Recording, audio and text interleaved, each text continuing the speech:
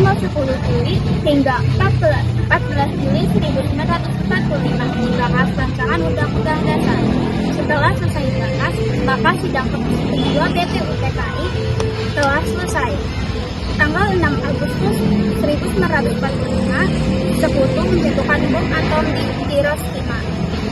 Korban jatuhan di mana-mana. Tanggal 7 Agustus 1945, BPUPKI dibubarkan dan diganti dengan PPKI.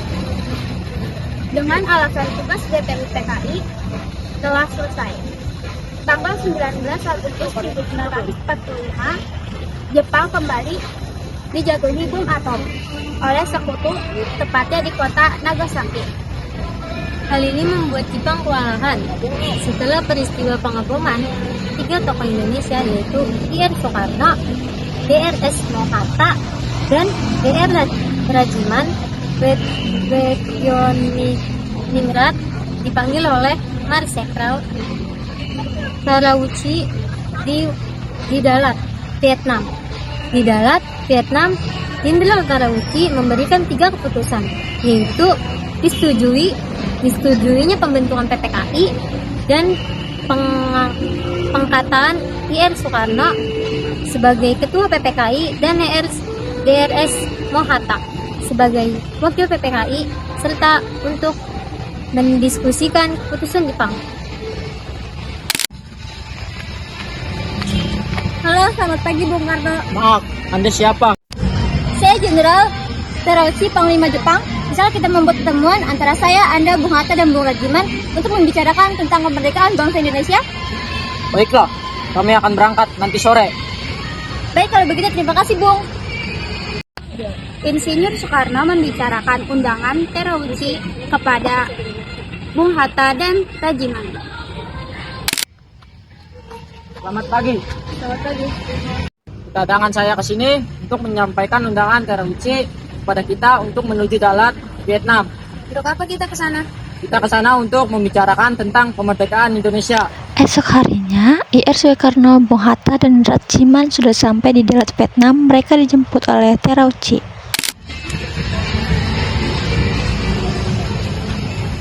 Selamat datang, Bung. Kapan dan di mana kita akan membicarakan perbincangan ini? Kita akan membicarakan hal ini besok lusa di rumah saya. Sampai bertemu besok, Bung. Pagi hari setelah menginap di hotel, Soekarno dan kawan-kawan bertemu Terauchi dan melakukan perbincangan. Kami akan memberikan kemerdekaan bagi bangsa Indonesia sehingga PPKI yang kemarin akan membantu. Lalu apa saja tugas PPKI? PPKI akan membahas semua perangkapan negara pada saat proklamasi. Kapan pelaksanaan proklamasinya? Tak perlu khawatir, kami belum bisa menentukannya. Jepang akan memberikan kemerdekaan bagi bangsa Indonesia. Apakah wilayah Indonesia akan meliputi seluruh wilayah Hindia Belanda? Mungkin di wilayah Indonesia akan meliputi wilayah tersebut.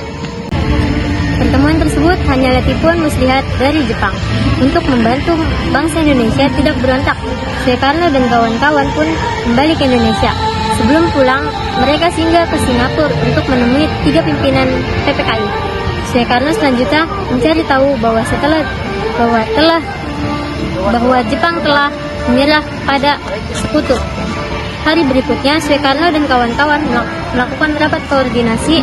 Bung Karno, Hatta, dan Rajiman kembali diundang ke Singapura menemui 3 pimpinan PPKI. Dalam perjalanan mereka berbincang. Rasanya, saya belum yakin jika Jepang telah menyerah kepada Sekutu. Kalau begitu, kita perlu diskusi dengan beberapa tokoh yang ada di Indonesia.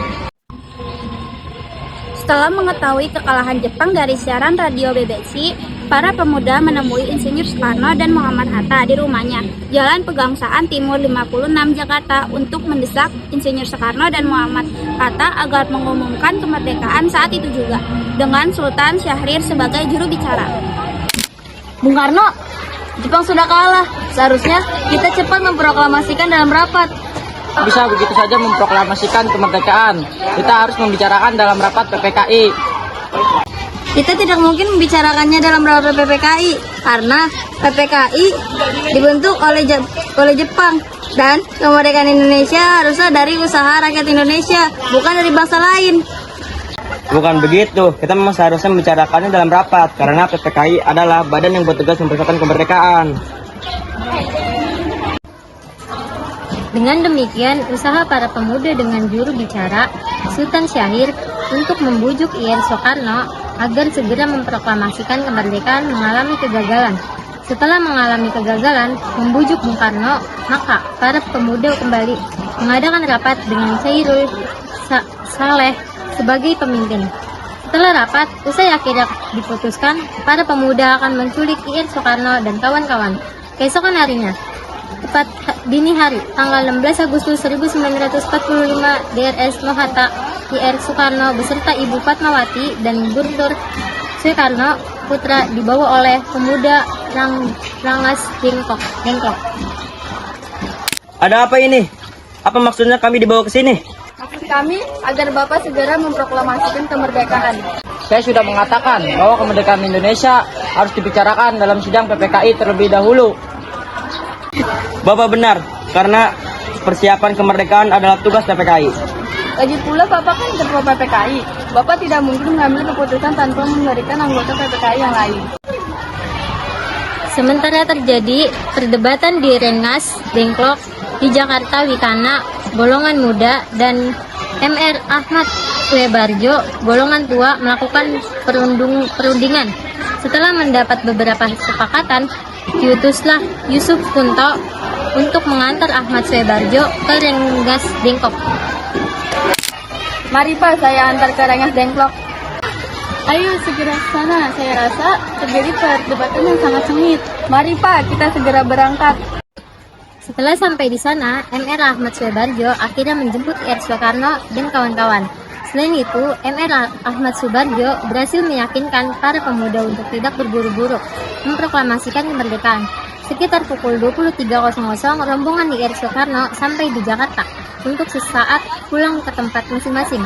Lalu langsung menuju rumah Laksamana Maeda untuk merumuskan naskah proklamasi. Tunggu dulu, bagaimana mungkin kita akan merumuskan suatu teks proklamasi di rumah seorang Laksamana Jepang? Tenanglah, silakan masuk. Saya menjamin selama berada di rumah saya, Anda sekalian akan terjamin selamatannya. Baiklah, di ruangan mana kita dapat merumuskannya? Silakan Anda berdiskusi di ruangan makan. Dengan memegang kertas dan bolpoin, perundingan yang ditaklukkan antara golongan muda dan golongan tua itu berjalan lancar. Bagaimana kalau kami mengambil rumusan DPU PKI dengan bunyi, kami bangsa Indonesia dengan ini menyatakan kemerdekaan Indonesia?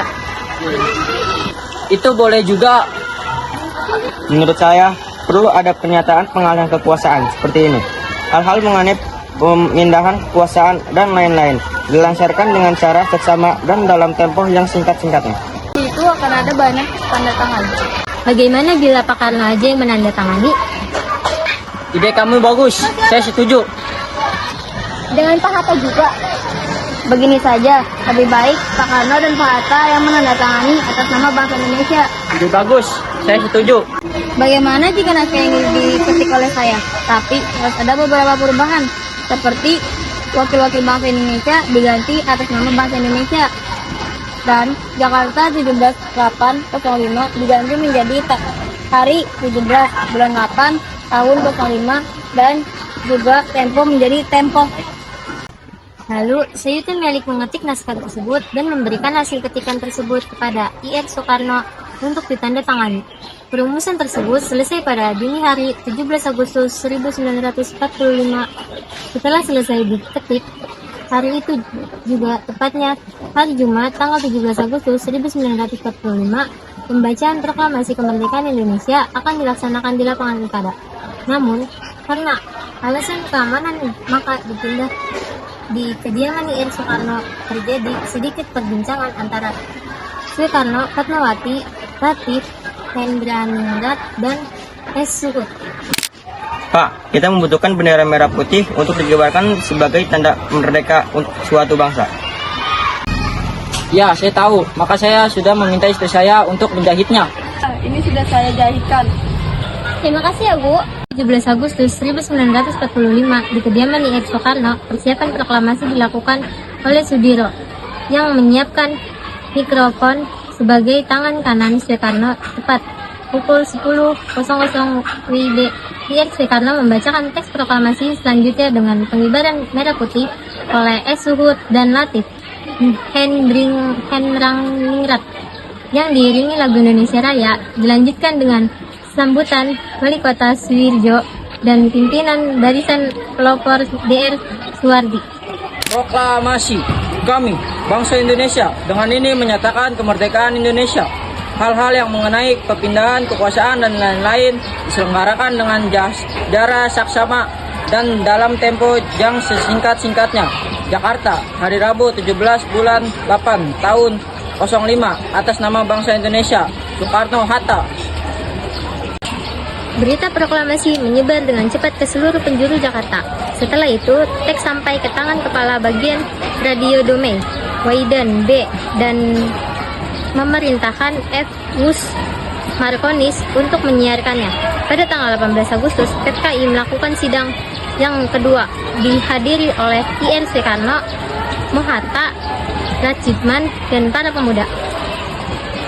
Assalamualaikum warahmatullahi wabarakatuh.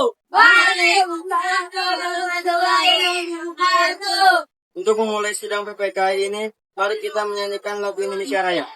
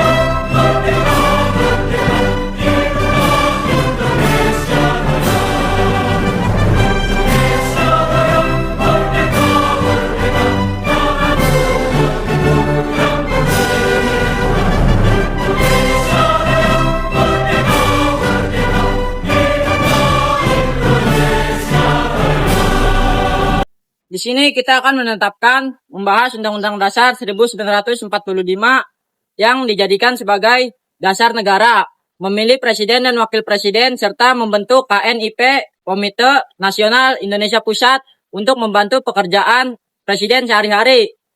Ya, kami setuju. Sekian pertemuan sidang kali ini. Merdeka! Merdeka!